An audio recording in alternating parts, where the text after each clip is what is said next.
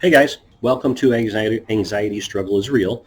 My name is John, and as I start out all my videos, I am not a doctor. I am not a medical professional of any kind.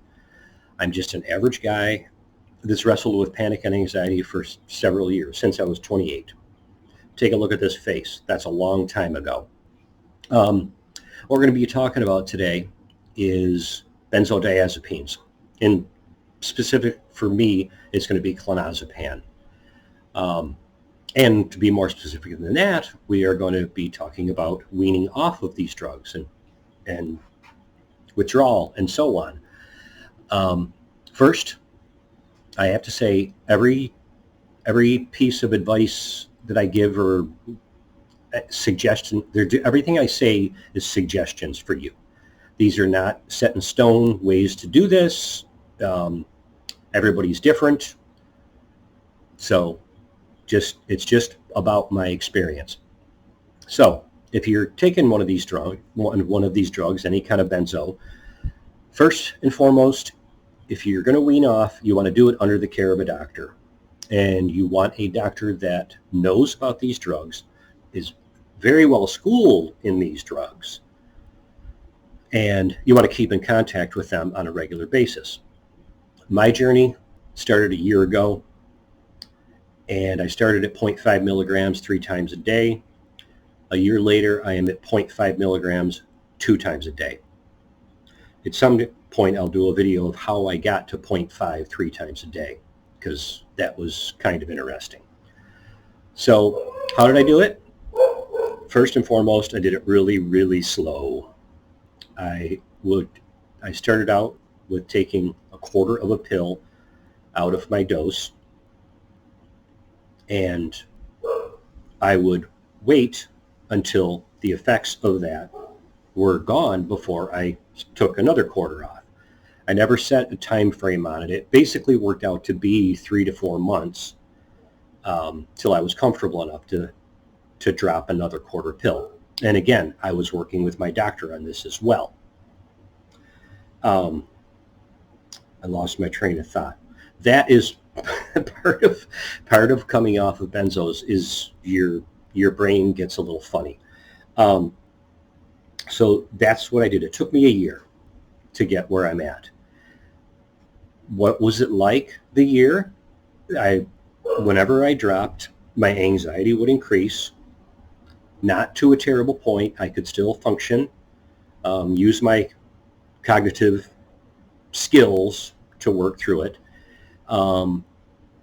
I was a little bit shaky at times. I was getting heart palpitations at times. My doctor told me that was normal.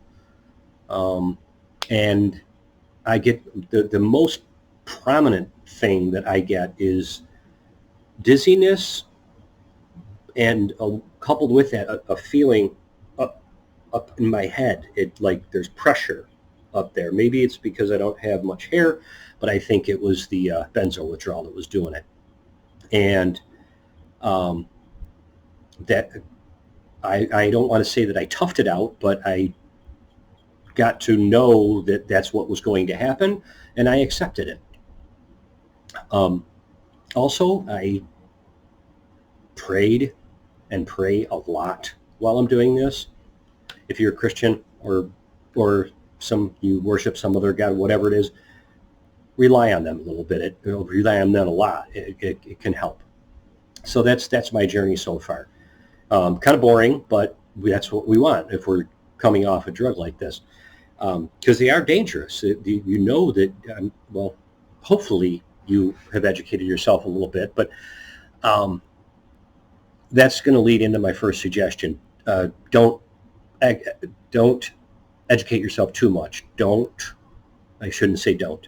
I don't suggest watching some of these videos out there where these people really, really struggled. There are a lot of positive videos out there. People do succeed at this. I watched a few that I shouldn't have watched, so just assume that I watched them for you, about terrible stories. I mean, the people that they lived through it and stuff, but it was awful for them. And for me, so far, I'm not going to describe it as awful. I'm going to describe it as uncomfortable. That's suggestion number one. Suggestion number two, I said it before, go slow. Don't try and rush through this. Go slow. When I cut my quarter of a pill, I'm very accurate with it. I don't decrease it. I don't decrease my dose anymore. I'm accurate and I'm going slow. I don't care if this takes 5 years. I want to get off this stuff safely. Number three, drink a lot of water. It really does help. Apparently your brain needs water, and I can tell you it has helped me. I did increase my water intake, and it helps.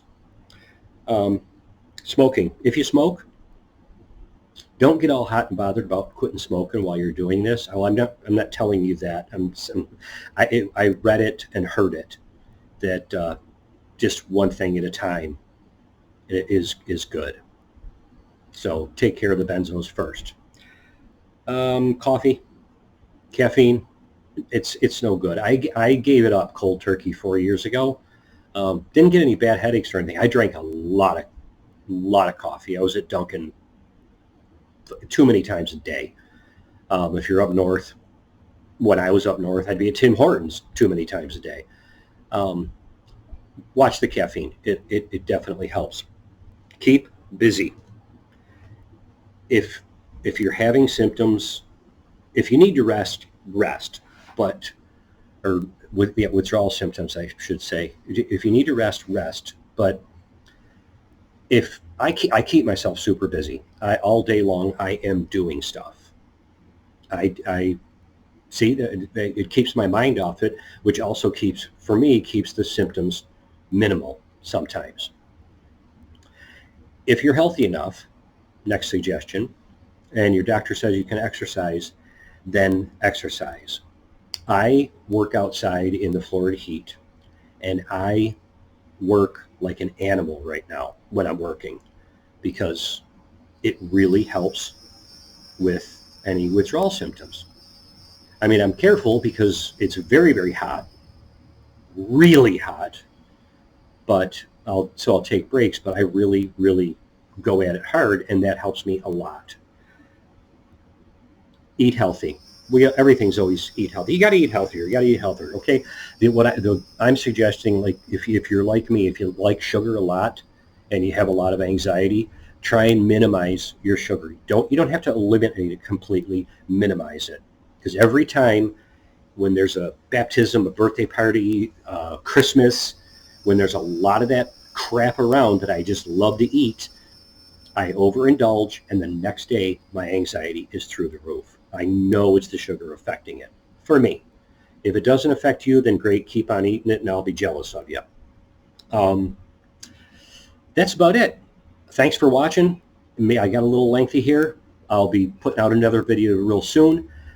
Please hit the subscribe button and the like button. I really appreciate it. Take care. Be safe.